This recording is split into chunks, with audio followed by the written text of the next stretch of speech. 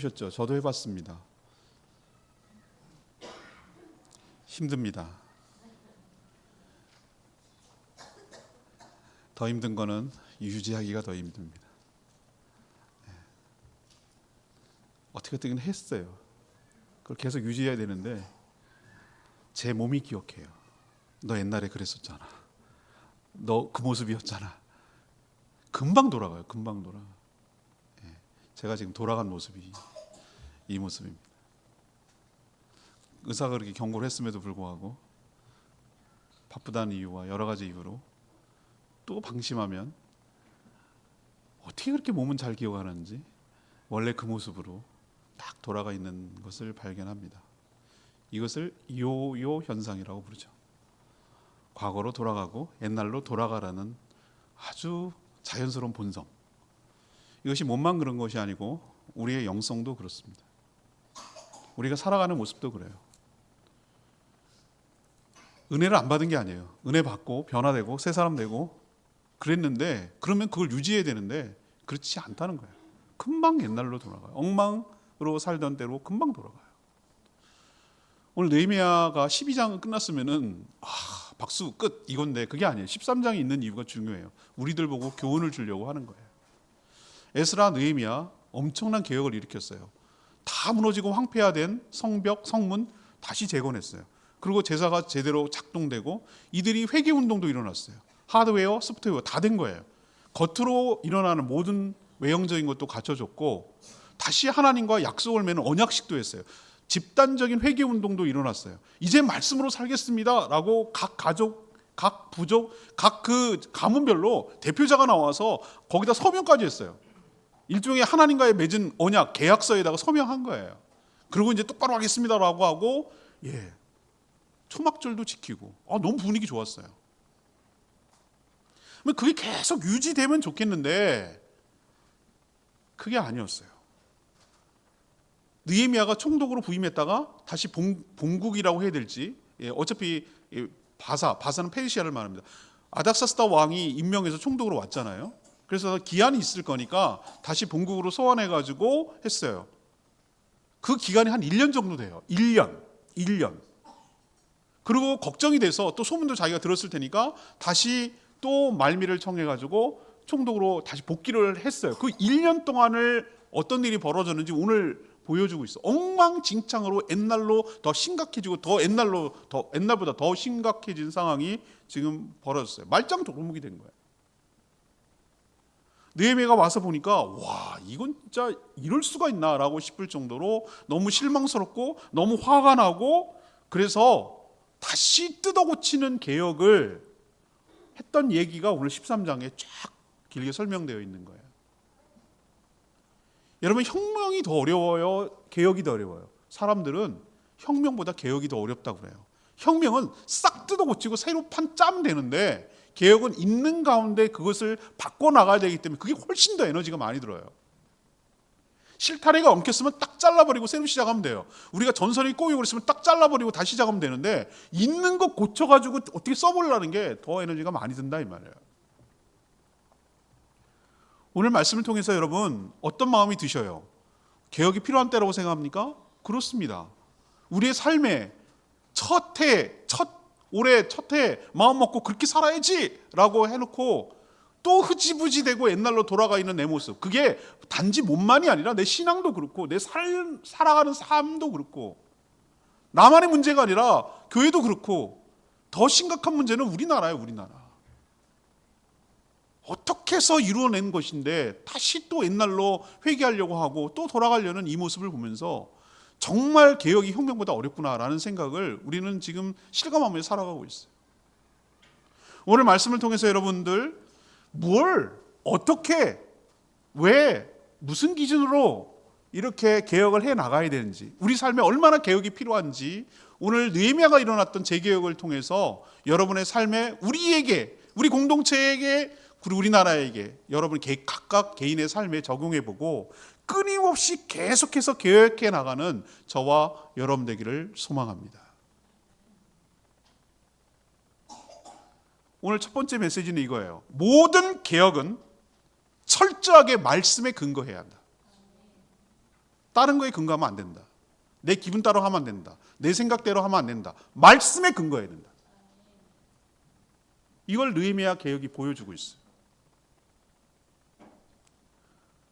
유다 백성들이 집단적으로 하나님 앞에 회개하고 집단적으로 하나님 앞에 부흥의 경험을 한 것도 그 시작점이 뭐였냐면 말씀을 듣는 것으로 시작했어요. 말씀에 자신을 비춰보고 그 말씀에 따라서 개혁을 일으켰던 거예요. 부흥을 일어나고 회개도 했던 거예요. 마찬가지로 개혁도 뭐에 근거해야 되냐면 철저하게 말씀에 근거해야 된다는 것을 오늘 1절 말씀에 보여주고 있어요. 오늘 1절 뭐라고 되어 있습니까? 그날이 언제입니까? 오늘 1절 성경 이렇게 짚어가면서 말씀을 들으세요. 이 그날이 뭐냐? 성벽을 하나님께 봉헌하는 날이에요. 세레모니 하는 날이 그날이에요. 그날 세레모니만 한 것이 아니라 관례적으로 항상 무엇을 들었습니까? 말씀을 들었어요. 우리도 모든 무슨 임지식 뭐 할 때 뭐하고 뭐 성전봉헌식 할 때 전부 다 주의 종이 나와서 말씀을 선포하잖아요. 말씀을 듣는 것이 예배의 핵심이에요. 제사의 핵심이고 모든 의식의 핵심이거든요. 이날 성벽 봉헌식 하는 날 제사장이 나와서 모세의 책을 낭독했다고 그랬어요. 모세의 책이 무엇입니까? 율법이죠. 우리로 치면 성경 말씀이죠. 설명하지 않았어요. 뭐 설교했다고 안 했어요. 그냥 낭독했어요. 그냥 쭉 처음부터 읽은 거예요. 그냥 하나님 말씀을 쭉 읽은 거예요. 읽는 가운데 놀라운 변화가 일어났어요. 말씀이 거울이 돼서 자신이 지금 살고 있는 자신들의 삶을 비춰본 거예요. 뭐가 탁 걸렸어요. 그게 뭔지 아세요? 1절에 뭐가 걸렸냐, 어느 부분이 읽었는지 대충 짐작이 가요. 하나님 뭐라고 그랬냐면은 암몬하고 모압 사람 종족이 그 오른쪽에 계속 옆구리처럼 찌르는 그 모압하고 암몬 족속이 있거든요. 그 종족들은 출신들은 그 종족은 여호와의 총회 영원히 그도 영원이라고 못 박아버렸어요. 영원히 하나님의 총회에 들어오지 못할 것이다라는 부분을 듣게 된 거예요. 여러분 어떻게 하겠습니까? 들었어, 그냥 알았어. 이러고 흘려 보내는 거예요. 그래서 개혁이 안 일어나는 거예요. 말씀을 들었으면 그것을 나의 삶에 우리에게 비춰보는 거예요. 그리고 그 말씀대로 살지 못하는 것에 아픈 마음이 들어야 되고 이 말씀대로 다시 살아야 되겠다는 마음가짐을 가져야 되는 거예요. 이게 개혁의 마음이에요. 그들은 그것을 통해서 듣는 것으로 그치지 않고 그 듣는 것을 통해서 자신을 받고 그대로 살지 못하는 자신들의 모습을 고치려고 시도한 거예요. 즉각적으로 순종했다는 거예요. 여러분, 모압, 암몬 이 총회에 금지한다. 이 총회가 뭘까요? 하나님은 인종차별적인 분인가요? 사람 가리는가요? 혈통을 따지는 분인가요? 아니에요. 하나님을 대적한 무리예요. 이스라엘 백성들이 출애굽할 때 어떻게 했다고 오늘 역사적으로 기록하고 언급하고 있죠? 이들이 출애굽을 했을 때 왕의 길로 오른쪽으로 들어가서 너네 길만 통과할게, 너네들 건들지 않을게, 너네들 우리가 필요한 물 있고 양식 있으면 다 돈 주고 살게, 그랬는데도 불구하고 영토를 통과하지 못하게 했어요. 하나님의 뜻을 저항하고 하나님을 대적한 거예요. 그걸로 그친 것이 아니라 돈 주고 뇌물 주고 해가지고 발람이라고 하는 거짓 선지자를 불러다가 하나님의 백성들을 저주하게 만들었어요. 하나님이 뭐라고 언약이 있는 줄 아십니까? 내가 너희들을 축복하는 자를 축복하겠고 너희를 저주하는 자를 내가 저주하리라. 이 약속을 하나님 지키신 거예요. 그래서 뭐라고 선포했냐면은 저 모압 암몬 족속들 영원히 총회에 들어오지 못하리라는 것은 총회는 회의의 개념이 아니라 신앙 공동체 안으로 들어올 수 없다라고 하나님께서 선언한 거예요. 근데 현실은 뒤섞이고 엉망진창으로 살았어요. 여러분 이게 무슨 말인지 실감이 안 나시죠? 이거를 총회를 우리 교회라고 칩시다. 저는 며칠 전에 기가 막힌 일을 경험을 했어요. 신천지가 우편을 보내는데 우편 보내는 우편값도 아까운가 봐 이제는. 그래갖고 어느 날부턴가 우편이 안 들어있는 그냥 편지 봉투만 들어있는 함이 들어있는 거예요. 신기하다. 이게 어떻게 왔을까? 그랬더니 아니라 다를까 사람이 왔어요. 사람이 와가지고 그 우편함에다 넣는 장면을 딱 걸린 거예요 나한테. 저한테 직접 주세요. 아 네네 그러더니 쑥 집어넣고 가더라고. 나는 선명하게 그 사람을 찍어놨어요. 50대 후반 여자분 파마 이렇게 하고 베이지색 옷을 입었고 다 기억해놨어요. 사진 찍기 딱 찍어놨어요. 자, 제가 예를 들게요. 우리 들어왔는데 신천지도 좋고 누구도 좋고 다 괜찮아요. 어쨌든 우리 이 자리만 꽉꽉 채우면 돼요. 누구도 우리는 다 받아줘요 라고 해서 믿지도 않는 사람들이 이단 사이비를 포함해서 믿던 사람이 다 여기 안에 들어있다면, 그리고 같이 신앙생활 한다면, 믿는 척하면서 거짓 가면을 쓰고 안 믿는데, 실제로는 예수 그리스도를 안 믿는데 믿는 척하면서 사실은 교주 이만희를 더 추종하고 그 교주가 자기의 신이라고 섬기고 살아가는 그런 사람이 섞여서 있는데 그것을 구분해내지 않고 그대로 있다면 그게 교회겠어요? 우리 지난번에 성탄절 세례를 주는 거 여러분 현장에서 봤을 겁니다. 얼마나 세례 주는 게 어려운지. 세례를 안 받았기 때문에 교회가 망가진 거예요. 믿지 않은 사람을 믿게 만들어서 들어보냈기 때문에 엉망이 된 거라고 여러 번 말씀드렸잖아요.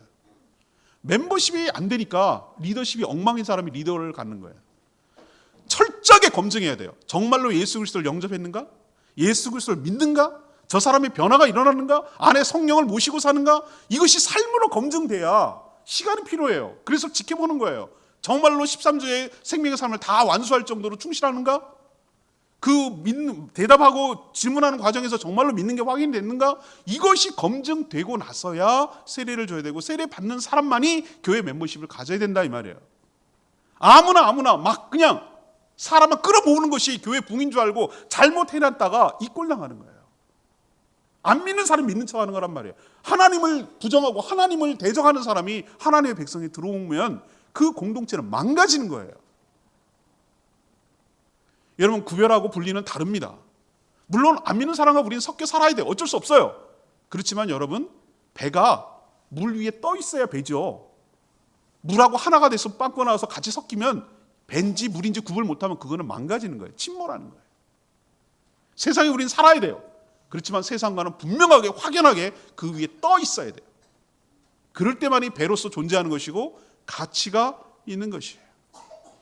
이스라엘 백성들은, 이 백성들은 어떻게 했냐면은 그 얘기를 듣고 나서 즉각적으로 순종해서 막 섞여 살고 있던 암몬과 모압 족수들을 다 가려내기 시작했어요. 그리고 그것을 다 분리하고 했어요. 쌀을 먹기 위해서 그 안에 막 돌이 들어있고 겨가 들어있고 그러면은 그걸 바로 먹는 사람이 없어요. 먼저 그것을 채를 거르고 돌을 골라내고 결을 골라내고 찌꺼기 골라내고 걸른 다음에 그것을 사용할 수가 있는 거예요. 우리가 이런 끊임없는 작업, 불순물을 제거하고 깨끗하게 하는 작업을 끊임없이 하지 않으면 우리 전체가 못 쓰게 만드는 것이 된다는 걸 여러분 기억하시기를 바랍니다. 오늘 우리 성도들에게 오늘 하나님께서 아주 강하게 도전하고 있는 것은 이들이 뭐에 근거했냐 이 말이에요. 말씀을 들었을 때 이런 일이 일어났어요. 말씀에 근거해서 이렇게 한 거예요. 하나님이 그렇게 하라고 하니까 그렇게 한 거예요. 많은 사람들이 오해를 하는데 개혁 그러면 뭐라고 생각하냐면은 있던 거, 기존의 것을 다 파괴하는 것을 개혁이라고 생각하는 사람들이 있어요. 아닙니다. 아니에요. 왜 옛날부터 그게 있었냐면은 그게 있었던 이유가 있었을 거예요. 옛날 거라고, 있던 거라고 다 파괴하는 게 개혁이 아니에요. 어떤 사람은 자기 기분 따라 분위기 쇄신하고 분위기 반전하고 좀 새로운 맛이 있어야 되지, 이사 가듯이 뭔가 좀 새롭게 바꿔보려고 개혁하는 걸로 착각하고 있어요. 아니에요. 그거 아니에요. 개혁. 그건 파괴예요. 개혁은 뭐냐? 뭐에 근거해야 됩니까? 철저하게 하나님이 그렇다면 그런 것이고 아니라고 하면 아니라고 한 대로 그 말씀에 부합하게 말씀의 잣대로 우리의 삶을 재단하고 판단하고 재보고, 아니면 아닌 대로 잘라낼 것은 과감하게 잘라내고 부족한 것은 채우고 그 말씀에 부합하도록 모든 것을 하는 것을, 그것을 말씀을 기준으로 삼는 것을 개혁이라고 말하는 거예요. 우리 말씀 끝나고 찬양 부를 거예요. 주님 말씀하시면 내가 나아가리다. 주님이 아니라고 하시면 내가 멈춰 서겠습니다. 하나님이 그렇다고 하면 토달지 않고 그렇게 하겠습니다. 내 기분 따라 하지 않겠습니다. 내 생각 따라 하지 않겠습니다. 내 경험 따라 하지 않겠습니다. 하나님의 말씀이 진리입니다. 하나님은 항상 옳습니다. 여기에 누구도 토다지지 않겠습니다. 이것이 개혁 정신이에요. 우리는 장로교에 직제를 해요. 장로라는 직분을 뽑아서 대의정치를 하는 것을 장로교라고 불러요. 그런데 그거는 겉의 형태를 얘기하는 것이고, 장로교 교회들이 추구하는 주의라고 그럴까? 그게 바로 개혁주의예요. 개혁주의. 우린 종교 개혁이라고 말하잖아요. 개혁이 뭡니까? 다 뜯어고치고 교회를 없애고 예수 그리스도 부정하고 다 없애는 걸 그거는 개혁이 아니에요. 종교 개혁, 종교 혁명이라고 하지 않았잖아요. 종교 개혁이라고 말했잖아요. 캐톨릭이 너무 멀어졌어요. 진리에서 벗어났어요. 하나님의 잣대를 보니까 너무 엉망진창이 됐어요. 오직 믿음으로, 오직 은혜로, 오직 말씀으로 구원받는데 면죄부를 팔고 공로로, 돈으로, 자기 노력으로 기여한 바에 따라서 구원 얻는 것은 이건 아닙니다. 말씀에 부합하지 않습니다. 그렇기 때문에 그것을 바로 잡아야 됩니다. 말씀의 기준으로 바로 잡아야 됩니다. 라고 일으킨 것이 종교개혁이에요. 우리는 어떤 사람들인가? 직제는 장로교를 따르지만 추구하는 것은 개혁주의예요. Reformed Church. 영어로 하면 Reformed Church. 우리가 어떤 물건을 갖다가 망가지거나 그렇게 할 때 어떻게 합니까? 리폼한다고. 리폼. 다시 고쳐가지고 쓰는 거예요. 그런 것처럼 버리는 게 아니고 다시 원래대로, 원래의 목적대로, 원래 의도한 대로 다시 고쳐가지고 사용하는 것을 리폼한다고 말하듯이 우리는 끊임없이 한 번만 하는 게 아니라 끊임없이 말씀이라는 곳에 기준 삼아가지고 거기에 따라서 고치고 또 잘못됐으면 시간이 지나면 또 고치고 시간이 지나면 망가지면 또 고치고 이렇게 끊임없이 교회와 자기의 삶을 개혁해 나가는 것을 개혁주의라고 말하는 거예요. 우리는 개혁주의 후예들이고 개혁주의를 따라 신앙생활을 하는 사람들이에요. 오늘 말씀처럼 말씀의 기준에 맞춰서 끊임없이 개혁해 나가는 저와 여러분이 되기를 원하고 저희 교회와 저희 나라가 되기를 간절히 소망합니다. 두 번째, 오늘 우리에게 주신 두 번째 교훈은 뭐냐? 모든 개혁은 다시 제자리에 세우는 것이다. 이게 개혁이에요. 모든 것을 제자리에 다시 세우는 것. 오늘 느헤미야가 왕궁을 갔다가 다시 복귀해 보니까 엉망진창이 됐어요. 그 사회 현상 중에 첫 번째가 일어나는 게 뭐냐면은 제사장 엘리야십이라는 사람이 암몬 사람 도비야라는 사람에게 성전에 있는 공간을 큰 방을 내준 거예요. 엘리야십은 대제사장은 아니지만 엘리야십이 아마 여러 역할 분담 중에서 성전의 공간을 배분하고 관리하는 역할을 했던 것 같아요. 근데 아마 뭔가 이해관계가 있었을 거예요. 그 연락이 됨으로라는 것은 뭔가 관계가 있어요. 이 사람하고. 인척이든지 경제적인 이익이든지 뭔가가 있어요. 그런 것 때문에 도비야라는 사람에게 방을 내줬어요. 내줄 수 있잖아요. 방이 많으면요. 아니에요. 그게 문제가 아니었어요. 그 도비야가 지금 사용하고 있는 방은 원래라는 말이 중요해요. 원래 백성들이 하나님 앞에 11조를 내고 또 거제물을 내고 여러 가지 제물을 내면 그것을 보관했다가 성전에서 일하는 노래하는 사람들, 그다음에 레위 사람들, 제사장의 생계를 위해서 주는 그 보관하는 창고였어요. 그 굉장히 중요한 창고거든요. 그 창고를 갖다가 그런 사람에게 개인적으로 쓰라고 준 거예요. 이거 말이 안 돼요. 왜 말이 안 되냐? 도비야가 누구죠? 여러분 도비야 잊어버렸습니까? 그거 잊어버리면 안 됩니다. 그럼 여러분도 똑같이 그렇게 되는 거예요. 도비야를 잊을 수 없죠. 느헤미야 1장 2장에 뭐라고 나왔어요? 느헤미야가 하나님의 기도를 받고 계시를 받고 그다음 사명을 받고 소명을 받아서 다시 유다로 돌아왔을 때 가장 극렬하게 반대했던 사람 누굽니까? 산발락과 도비야가 어느 출신이라고 했어요? 암몬 사람 도비야를 갖다가 분명히 구분하고 암몬 사람은 모압 사람은 총회에 들이지 말라고 얘기를 했는데도 불구하고 그 사람에게 당연히 섞여서 살지면 안 되는데 그것도 부족해가지고 성전에 있는 방까지 개인으로 쓰라고 나눠주는 게 이게 말이 되냐고요. 느헤미야는 이거 가만두지 않았어요. 다시 제자리에 돌려놔야 되겠다고 판단한 거예요. 그래서 오자마자 다시 부임하자마자 뭘 했냐면은 이 도비야가 사용하고 있던 그 방에 있던 세간살림 다 내버렸어요. 가차없이 내버렸어요. 아까워하지 않았어요. 다 갖다 버려버렸어요. 그리고 거기에 일꾼을 통해서 청소를 딱 한 다음에 제의적으로 피를 뿌리고 더러워졌으니까 오염됐으니까 죄로 오염됐으니까 그 과정을 거친 다음에 원래가 중요해요. 원래대로 사용하려고 했던 그 목적대로 다시 성물 하나님의 거룩하게 드려진 그 모든 제물을 보관하는 곳으로 다시 바꿨습니다. 제자리에 갖다 놓은 것이죠. 그 목적대로 사용하도록, 하나님이 정하신 그 목적대로 사용하도록 원래대로 바꿔놓은 거예요. 제자리에 갖다 놓은 거예요. 이게 개혁이에요. 또 와서 보니까 레위 사람이 없는 거예요. 노래하는 사람도 없는 거예요. 노래하는 사람이 성전에서 여러 가지 일을 하고 제사와 예배를 드리기에 꼭 필요한 사람이거든요. 왜 없을까 봤더니 기가 막힌 일이 벌어졌어요. 물론 앞에 도비야와 연결됩니다. 그 성전에 그 레위 사람들, 그 다음에 노래하는 사람들에게 생계비, 다시 말해서 생활비, 요즘 우리로 치면 사례비를 줘야 되는데 어머나 보관된 게 없으니 줄 게 없고, 또 있어도 제대로 직무를 감당하지 않아서 레위 사람들, 노래하는 사람들이 다 흩어져 버렸어요. 뭐 하려고? 먹고 살려고. 내가 생활이 막막하니까, 성전에서 일하면 나 굶어 죽게 생겼으니까 이 사람들이 전부 다 밖으로 돌기 시작하는 거예요.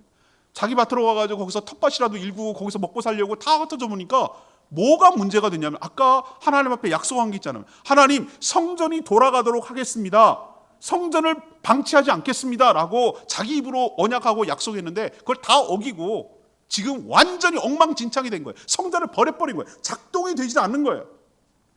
성전이 원활하게 돌아가지 않으면 어떻게 되면 제사를 드릴 리가 없고, 모든 백성들의 그 피해는 고스란히 백성들한테 가는 것이고, 하나님의 거룩한 나라, 하나님의 거룩한 도성의 기능이 완전히 상실되는 거예요. 느헤미야가 이거 보고 너무너무 기가 막혀가지고 그 생계를 줘야 되는 민장이라고 부르는 그 책임자, 회계 담당이겠죠, 불러다가 엄청나게 꾸짖고 책망했어요.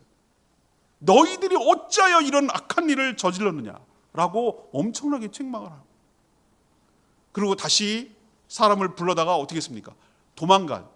도망갔다고 표현해야 될까? 먹고 살기 위해서 뿔뿔이 흩어진 그 성전에서 마땅히 일해야 될 그 레위 사람들, 노래하는 사람들, 노래하는 게 꼭 노래한다는 개념이 아니라 예배 드릴 때 음악을 담당하고, 그 사람들이 굉장히 예배하는데 굉장히 중요한 사람들이거든요.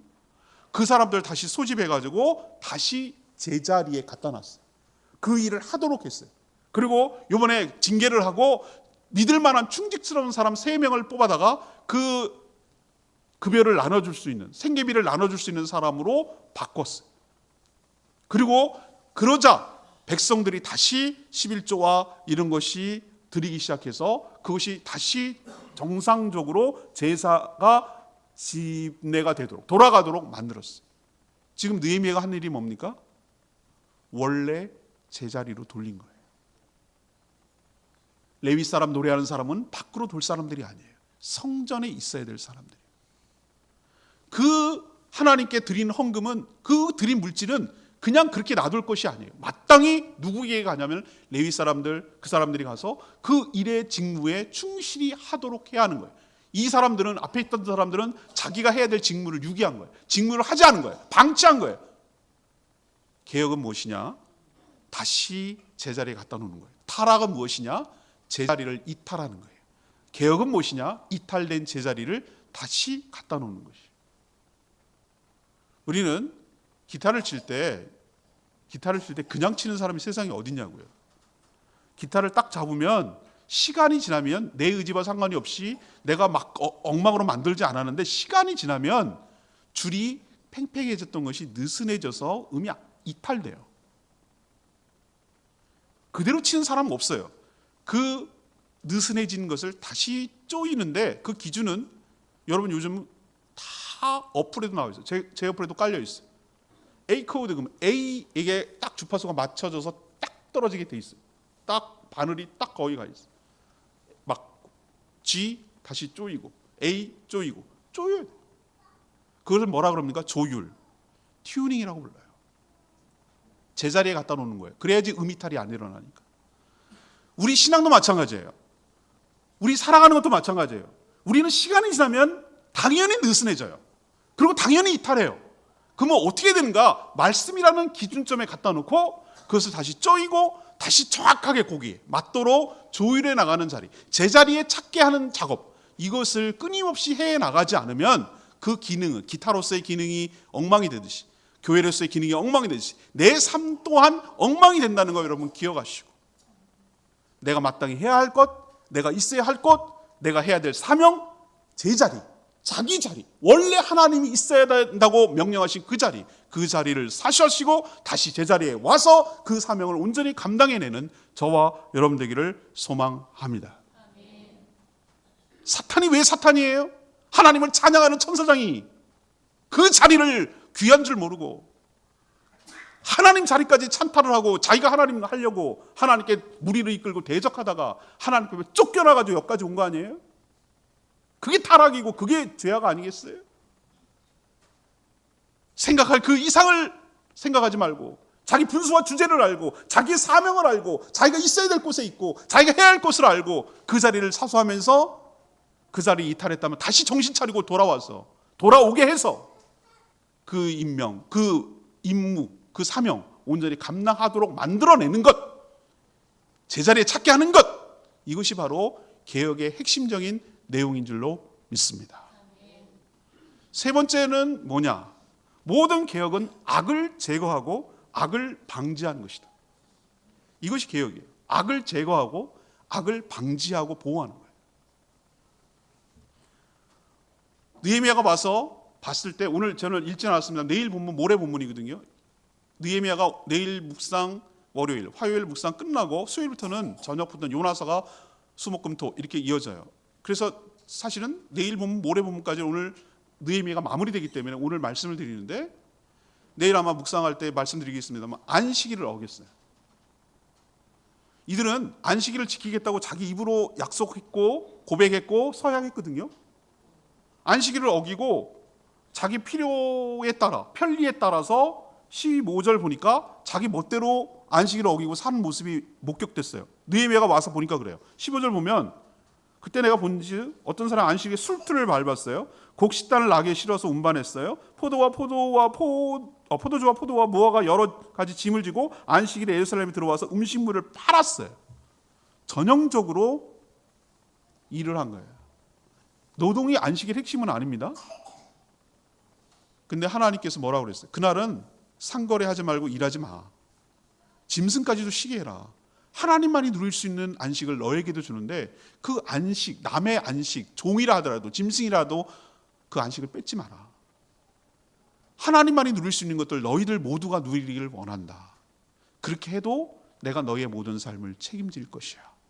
하나님을 신뢰하고 믿음으로 안식일을 온전히 지켜서 하나님이 주시는 그 복을 너희도 누리며 살라는 것이 안식일의 핵심 개념이에요.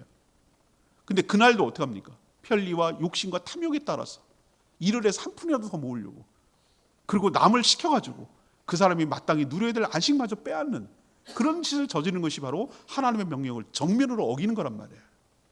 안식일을 어기는 거, 요즘으로 칠까요? 주일을 어기는 것은 하나님을 인정하지 않고 하나님 없이 내 기준에 따라서 내 마음대로 살겠다는 거예요. 그 목적이 뭐죠? 안식일, 주일에도 일을 해서 더 많이 가져야 내 삶이 편안하고 안전하고 그렇다라는 반역적인, 하나님에 대한 거슬리는, 불복종하고 불순종하는 아주 신앙의 정면으로 위배되는 모습이 바로 주일을 어기는 거예요.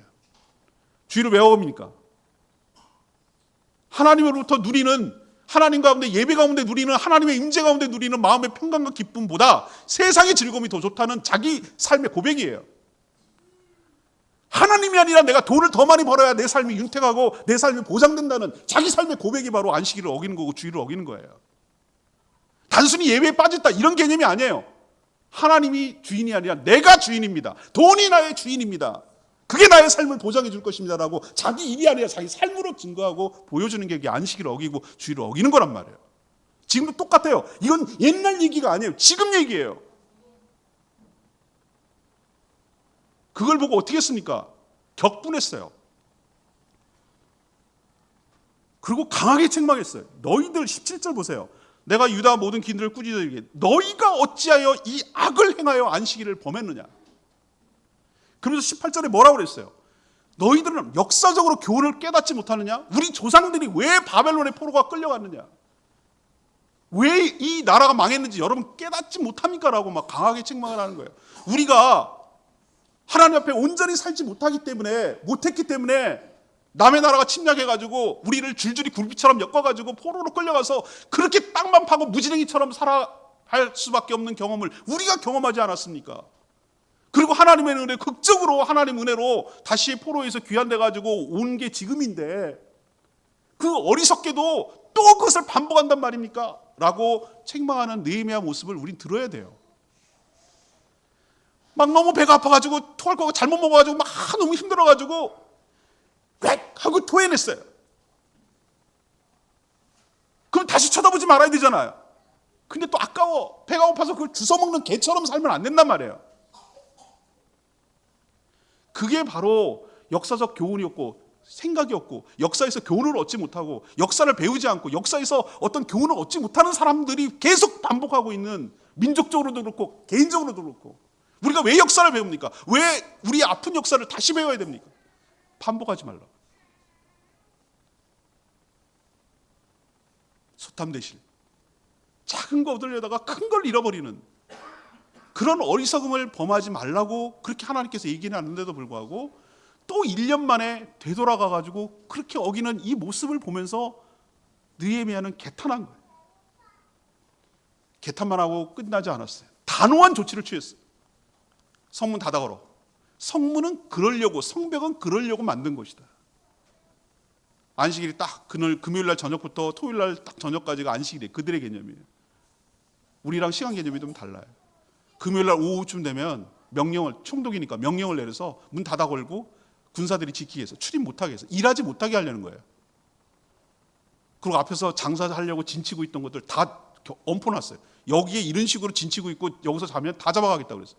그 뒤부터 안식일이 지켜지기 시작했어요. 일을 할 수가 없는 구조를 만들어놨어요. 저희 어렸을 때는 해도 부모님들이 굉장히 엄하게 안식 주일을 지키려고 무지하게 애를 썼어요. 제 동생 말이에요. 그 얘기 그만해야 되겠다. 주일 헌금을 줬는데 100원을 줬던 것 같아요. 50원은 헌금을 하긴 했어요. 반쪽짜리 진실은 거짓입니다. 50원은 쫀득이 사 먹었어요.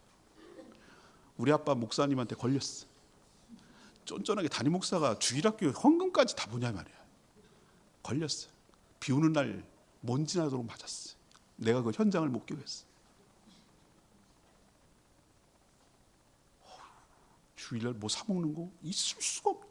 공부하는 거 있을 수 없어. 내가 주일날까지 공부를 했으면 더 좋은 학교를 갔을 거야.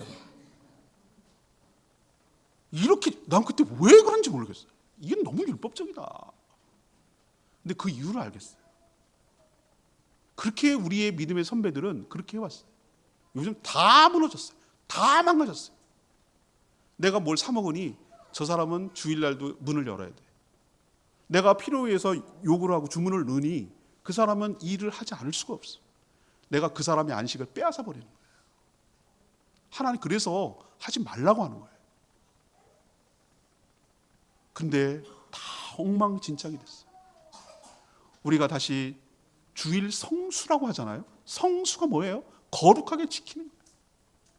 거룩하게 지키는 거. 주일 성수. 우리 선배들이 내려오고 좋은 전통과 이것 다시 회복하고 온전하게 주일을 성수하는 저와 여러분 되기를 소망합니다. 느헤미야가 또 보니까 이방인들과 막 결혼하는 거예요. 여러분 아까 인종차별이 아니라고 말했듯이 이방인과 결혼하는 것을 국제결혼을 하지 말라는 그 식으로 해석하면 안 돼요. 이게 그런 개념이 아니라 신앙이 다른 사람과 결혼했어요. 그러니 그 사이에서 태어난 아이들이 유다 방언을 못했다. 이건 언어의 문제가 아니에요. 신앙을 다 잃어버리고 세상 안 믿는 사람과 똑같이 됐다는 것으로 해석을 하셔야 돼요. 기독교 문화에서 자라고 밥 먹을 때 기도해야 되고 주일날 예배 가야 되는 것이고 크리스마스 때 가서 교회에서 해야 되는데 그게 아니에요. 밥 먹을 때 기도를 안 해. 주일날 예배 드리는 건 그냥 삶의 옵션이야. 가고 싶으면 가고 안 가고 싶으면 안 가요. 크리스마스 연인들하고 즐겁게 놀고 선물 교환하는 날로 인식을 해요. 이 말이에요. 이 말이라고. 언어를 잃어버렸다는 게 신앙의 용어와 신앙의 생활과 신앙의 문화를 다 잊어버렸다는 거예요. 정체성이 사라진 거예요. 아이덴티티를 완전히 상실해버렸어요. 그걸 지금 문제 삼는 거예요. 단순히 이방인과 결혼했다는 게 문제가 아니고 아니 믿는 사람하고도 지금 국제결혼 할 수 있죠. 그게 문제가 아니고 안 믿는 사람하고 결혼해서 신앙 다 까먹었단 말이에요. 그리고 또 책망하는 거예요. 너네들 잊어버렸냐? 솔로몬이 왜 망했냐? 그 전성기를 다윗과 솔로몬 시대 최전성기를 누리던 그 나라가 솔로몬이 정략 결혼하고 이방 여러 나라들과 좋은 관계를 맺으려고 이방 나라 공주들과 결혼했는데 그 나라 사람들이 공주할 때 그냥 왔냐? 자기가 섬기던 신을 다 데리고 왔지 않냐? 성전에다가 이방 신상 세우지 않았냐? 솔로몬이 그래서 망하지 않았냐? 그 뒤로 유다 나라가 이스라엘이 망하지 않았냐? 그것도 깨닫지 못하느냐라고 오늘 책망하고 역사적 교훈을 얘기하는 거예요. 우린 너무 안일하게 생각해요. 에이, 자기 신앙은 자기가 갖는 거지 뭐. 누가 맘대로 그렇게 하냐 말이에요. 에이, 결혼한 다음에 믿게 하면 되지. 누구 맘대로 믿냐 말이에요. 믿는 것이 하나님의 은혜고 축복이고 전적인 하나님의 주권인데 누가 믿는다 만다를 자기가 결정하냐고요. 믿어지는 것이지. 믿어지는 은혜가 있는 것이지. 근데 우리는 이 부분에 있어서 이건 옛날 얘기가 아니라 지금 얘기라고 말씀드리는 이유가 여기에 있어요. 이거는 현재형이에요. 현재형. 우리는 주일 성수 안 하죠? 이방인과 결혼하죠. 그리고도 하나님의 복을 받기를 바라죠. 남 얘기할 거 없어요. 저도 장담 못해요. 우리 딸이 지금 결혼 정령, 우리 아들이 결혼 정령인데 내가 뭐라고 장담하겠어요? 기가 막힌 것은 대제사장, 최고의 대제사장 손자가 그렇게 반대했던 산발랏과 도비아에서 산발랏의 사위가 됐어. 격분했어, 격분. 완전 뒤집어 넘어졌어. 딴 사람은 몰라도 어떻게 대제사장까지 그 사위로 삼고 산발랏이 누구예요? 가장 극렬하게 반대했던 사람 아니에요? 어떻게 사돈관계를 맺냐 이거예요. 저 사람하고. 느헤미야가 딱 조치를 했어요. 다 내쫓아버렸어요. 그런 결혼관계 있고 그렇게 있는 사람들 다 잘라내버렸어요. 다 내쫓았어요.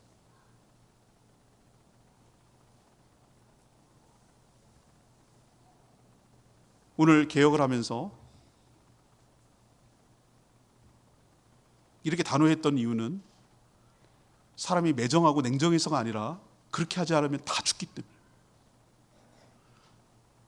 피부가 썩어 들어가는데, 다리가 썩어 들어가는데 이걸 다리 계속 형태를 유지한다고 계속 보관하고 싶다가는 내 몸 전체를 썩어요. 암세포가 위에 반이 퍼졌는데 위 살려보겠다고 그 놔뒀다가는 내가 죽어. 도려내고 잘라내고 아픔을 겪고 전체를 살리기 위해서 도려내는 아픔과 과감한 결단이 필요해요. 오늘 14절에 느헤미야가 했던 기도를 보세요. 하나님, 이 일로 말미암아 나를 기억해 주십시오. 내 하나님의 전과 성전이죠. 그 모든 직무를 위하여 내가 행한 선한 일을 도말 없어지지 않게 해 주십시오. 여러분 앞에 생각하면 절 기억해 주세요. 잘했죠? 잘했죠? 인정받으려고 이 말을 기도를 하는 게 아니에요, 여러분. 하나님, 제가 과감하게 조치했던 이 모든 것들이 또 수포로 돌아가지 않게 해 주십시오. 없어지지 않게 해 주십시오. 하나님 기억하셔서 이 개혁이 계속 유지될 수 있도록 우리에게 은혜를 베풀어 주시옵소서. 이 기도예요, 이 기도. 사랑하는 여러분, 한 해를 돌아보면서 또 우리가 이 송구영리심 예배 좀 있어 할 거 또 신년주의를 맞을 거예요. 그때는 하나 열심히 저도 몇 개 결심한 게 있어요. 내년에 꼭 그걸 실천했으면 좋겠다 몇 가지 있는데 하나님 이렇게 해놓고 또 1년이 지나고 나면 하던 대로 해요. 또 타성이 젖어가지고 매너리즘에 빠져가지고 또 그냥 또 해고 아유 어쩔 수 없어요. 또 맨날 마음은 원이로도 육신이 영약하면 이딴 식으로 얘기하면서 또 한 해가 가고 또 한 해가 가고 이런 식으로 살면 어떡할 거냔 말이에요.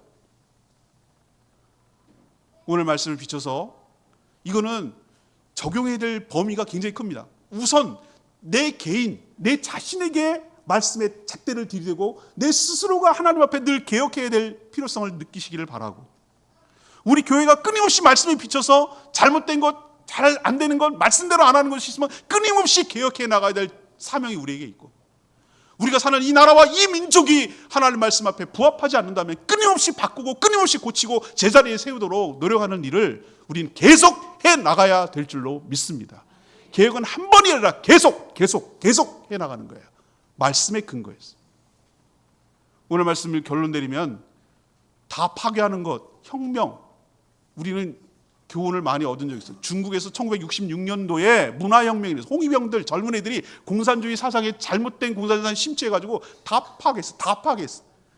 불태우고 분석행위가 또 일어났어. 다 파괴하고 문화재 파괴하고 그걸 혁명이라고 그랬어. 천만에 그건 혁명이 아니에요. 파괴, 그건 개혁이 아니에요. 파괴예요. 그렇게 하자는 게 아니에요. 기분 바꿔보자는 게 아니에요. 분위기 쇄신하자는 게 아니에요. 내 기준이 개혁의 근거가 돼서는 안 돼요. 내 감정이 개혁의 근거가 돼서는 안 돼요. 철저하게 말씀이 개혁의 근거가 되어야 될 줄로 믿습니다. 하나님 하라고 하면 하는 거예요. 하지 말라고 하면 안 하는 거예요. 그게 개혁이에요. 그리고 제자리에 갖다 놓는 거예요.